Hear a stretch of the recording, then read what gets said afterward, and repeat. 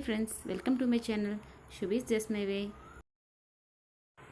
நான் இன்றைக்கி என்ன செய்ய போகிறேன்னா வெஜிடபிள் பிரியாணி ஸ்டைலில் ரவையில் செய்ய போகிறேன். அது எப்படி செய்யுதுன்னு பார்க்கலாம் வாங்க. அதுக்கு முன்னாடி என் சேனலை சப்ஸ்கிரைப் பண்ணிக்கோங்க. நான் அதுக்கு ஒரு பேனில் ஒரு ஸ்பூன் நெய் போட்டுக்கிறேன். நெய் நல்லா மெல்ட் ஆனதுமே நல்லா ஃபுல்லாக மெல்ட் ஆகட்டும். நெய் நல்லா மெல்ட் ஆனதுமே நான் இந்த டம்ளரில் 2 டம்ளர் ரவை எடுத்திருக்கேன். ஏன்னா இதே டம்ளரில் தான் நம்ம தண்ணி எல்லாமே அளந்து ஊற்ற போகிறோம். நான் அந்த ரவை 2 டம்ளர் ரவையை நெய்யில் நல்லா வறுத்து எடுத்துக்க போகிறேன். இது நீங்கள் வறுக்கும்போது மீடியம் ஃப்ளேமில் வச்சு அடுப்பை ஃப்ரை பண்ணுங்கள், இல்லைன்னா தீஞ்சிரும்.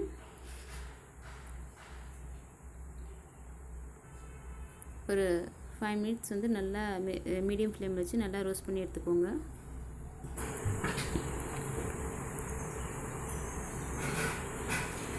அவ்வளோதான், அங்கே ரவை நல்லா மணம் வர ஆரம்பிச்சிச்சு. இந்த டைமில் நம்ம அடுப்பு ஆஃப் பண்ணிடலாம். நான் ஒரு கடாயில் எண்ணெய் கொஞ்சம் ஊற்றிக்கிறேன்.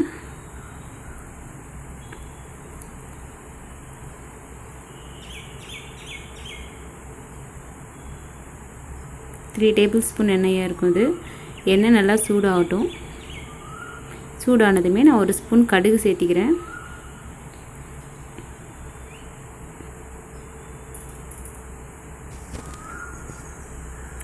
ஒரு ஸ்பூன் உளுந்து சேர்த்திக்கிறேன்.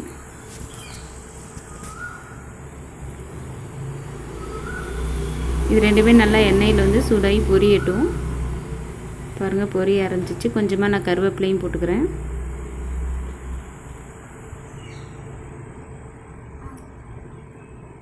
நான் ஒரு துண்டு பட்டையை 2ஆக உடைச்சி சேர்த்திக்கிறேன். ஒரு அன்னாச்சி பூ, ஒரு ஏலக்காய், லவங்கம் ஒரு 2-3 சேர்த்திக்கோங்க.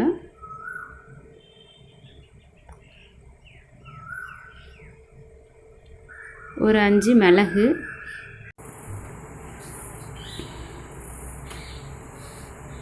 ½ டீஸ்பூன் சோம்பு, ஒரு மராத்தி மொக்கு. நான் வரமிளகாய் தான் போடுறேன், ஏன்னா நான் பச்சை மிளகாய் சாப்பிட மாட்டோம். அதனால் வரமிளகாய் போட்டுக்கிறேன். நீங்கள் இந்த டைமில் ஒரு 3 பச்சை மிளகாய் நீல வாக்கில் கட் பண்ணி சேர்த்திக்கோங்க. ரொம்ப நல்லாயிருக்கும். இது எல்லாத்தையும் சேர்த்து நல்லா ஃப்ரை பண்ணிக்கலாம். அந்த பட்டை லவங்கம் இதெல்லாம் போடுறது பார்த்திங்கன்னா அந்த பிரியாணியோட ஃப்ளேவர் கொடுக்கும். அதுக்காக தான். ஒரு பெரிய வெங்காயத்தை நீல வாக்கில் கட் பண்ணி வச்சுருக்கேன் மெலிசா, அதையும் சேர்த்திக்கலாம்.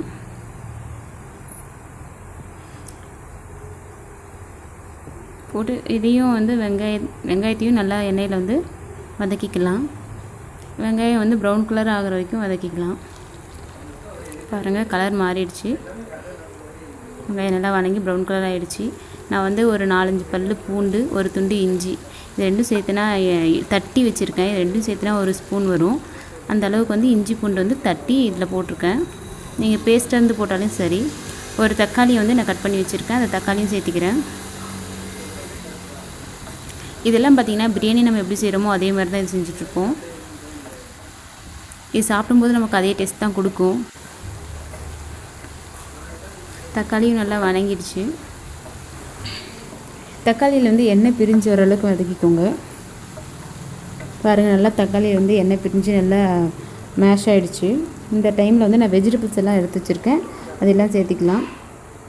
நான் உருளைக்கிழங்கு 1, பச்சை பட்டாணி 1 cup, carrot 1 cup, beans 1 cup இதெல்லாம் கட் பண்ணி வச்சுருக்கேன். சேர்த்திக்கலாம். இது எல்லாத்தையும் சேர்த்து எண்ணெயிலே கொஞ்ச நேரம் இதையும் வதக்கிக்கலாம்.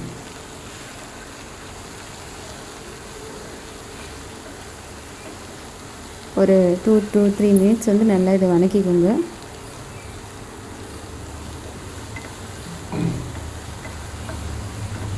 பாருங்கள், நல்லா வதங்கிடுச்சு. இப்போ இந்த டைமில் நான் இதுக்கு தேவையான அளவுக்கு உப்பு சேர்த்திக்கிறேன்.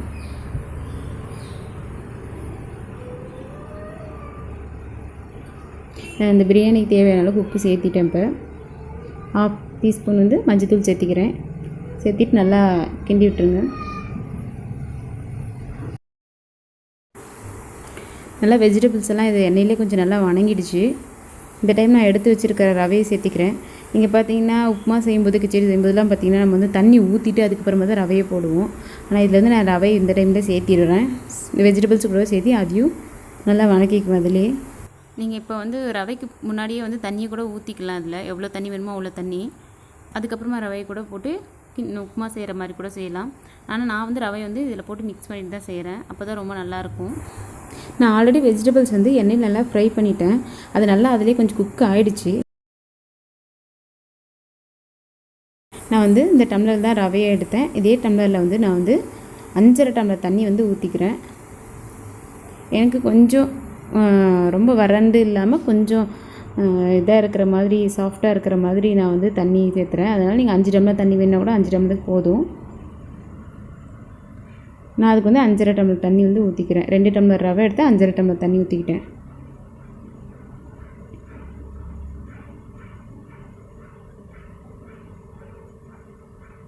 தண்ணி ஊற்றிட்டு நல்லா கலக்கி விட்டுடலாம்.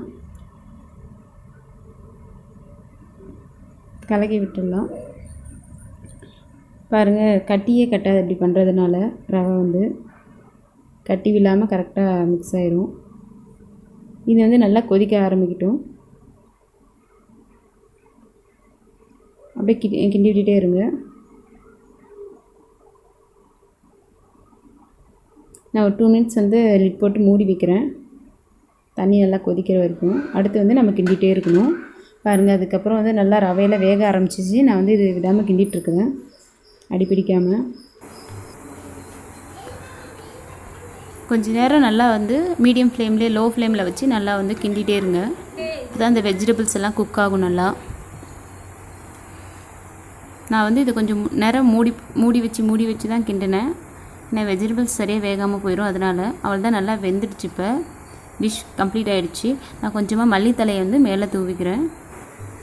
உங்களுக்கு இந்த வீடியோ பிடிச்சிருந்துச்சின்னா என் சேனலை சப்ஸ்கிரைப் பண்ணிக்கோங்க, லைக் பண்ணுங்கள், ஷேர் பண்ணுங்கள், செஞ்சு பார்த்துட்டு எப்படி இருக்குன்னு கமெண்ட் பண்ணுங்கள்.